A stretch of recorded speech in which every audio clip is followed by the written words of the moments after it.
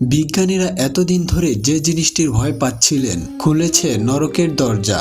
বলা হয়ে থাকে এই দরজা খোলার পর থেকে পৃথিবী ধীরে ধীরে ধ্বংস হতে থাকবে।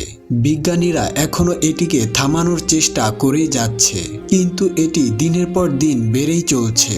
সবথেকে অদ্ভুত ব্যাপার হলো এত বড় একটা জিনিস এখনো ধামাচাপা দিয়ে রাখা হয়েছে। তাহলে বিশাল মরুভূমিতে নরকের দরজা খুলল কিভাবে? আর কেন মানুষেরা দেখার পর তারা আর রাতে ঘুমাতে পারেন না? বিজ্ঞানীরা আগেই জানতেন যে একদিন নরকের দরজা ঠিকই খুলবে, কিন্তু এটা যে মরুভূমির মাঝখানে খুলবে এটা তারা জানতেন না। দূর থেকে দেখে আপনার মনে হতে পারে এটি একটি আগ্নেয়গিরি, কিন্তু একটু কাছে গেলেই আপনি বুঝতে পারবেন এটা কোনো আগ্নেয়গিরি নয়, বরং বিশাল মরুভূমির মাঝখানে তৈরি হয়েছে একটি গর্ত যা থেকে আগুন বের হচ্ছে। এর চারপাশে বেড়া দেওয়া হয়েছে ঠিকই, কিন্তু ধীরে ধীরে তা বাড়ছে। আর এটাই বিজ্ঞানীদের সবথেকে বড় আতঙ্কের বিষয়। এই আগুন থামানোর জন্য গত বছর মিলিয়ন থেকে মিলিয়ন ডলার খরচ করা হয়েছিল, কিন্তু এই আগুনের সমস্যা হলো যতবারই একে থামানোর চেষ্টা করা হয় ততবারই বড় হতে থাকে।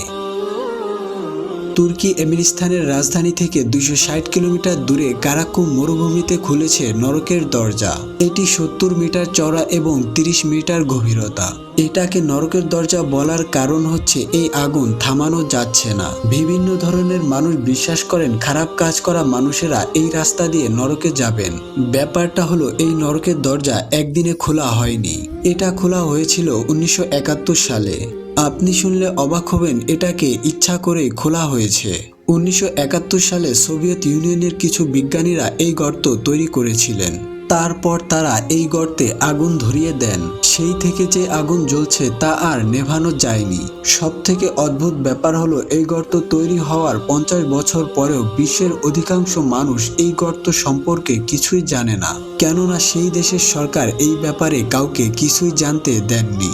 আপনি যদি এই গর্তের কাছে যান তাহলে অদ্ভুত কিছু শব্দ শুনতে পারবেন। যারা কাছ থেকে এই গর্তটি দেখেছেন তারা অনেকেই বলেছেন এটা শুধু গর্ত নয়, এটি একটি অভিশপ্ত গর্তও বটে। এই গর্তের আশেপাশে অনেকে রাত কাটানোর চেষ্টা করেছেন। তারা বলেছেন রাত বেশি হলে অদ্ভুত কিছু কান্নার আওয়াজ শুনতে পাওয়া যায়, কিন্তু আগুনের ফুসফুসের কারণে সে আওয়াজ হারিয়ে যায়। এখন প্রশ্ন হলো এই আগুন কিভাবে জ্বলছে? 1971 সালে যারা খনন করতে এসেছিলেন তারা ভুল করে গ্যাসের গর্তে খনন করে ফেলেন। তারা যখন বুঝতে পারে এখান থেকে গ্যাস বের হচ্ছে তখন তারা ভাবলেন আগুন ধরিয়ে দিলে দ্রুত গ্যাস শেষ হয়ে যাবে, কিন্তু অদ্ভুত ব্যাপার হলো 50 বছর পরেও সেই আগুন আজও থামেনি। অবাক করার মতো ব্যাপার হলো বিশ্বের অনেক বড় বড় দেশ সেই আগুন থামানোর চেষ্টা করেছেন, কিন্তু কোনোভাবেই সেই আগুন থামানো যায়নি। তাই এখনো যদি আপনি সেখানে যান তাহলে সেই আগুন দেখতে পারবেন, কিন্তু সমস্যা হলো এই আগুন ধীরে ধীরে বাড়ছে। আশেপাশের মাটিও ধীরে ধীরে ধসে পড়ছে।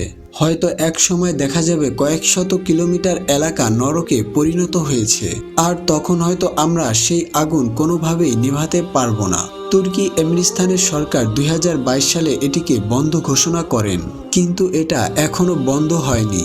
এটাকে কেন বন্ধ করা হচ্ছে না কিংবা কেন বন্ধ হচ্ছে না এর সঠিক তথ্য এখনো পাওয়া যায়নি। তবে এটা অস্বাভাবিক কিছু নয় যে বিশ্বের আরো অনেক জায়গায় এরকম নরকের দরজা খুলতে পারে।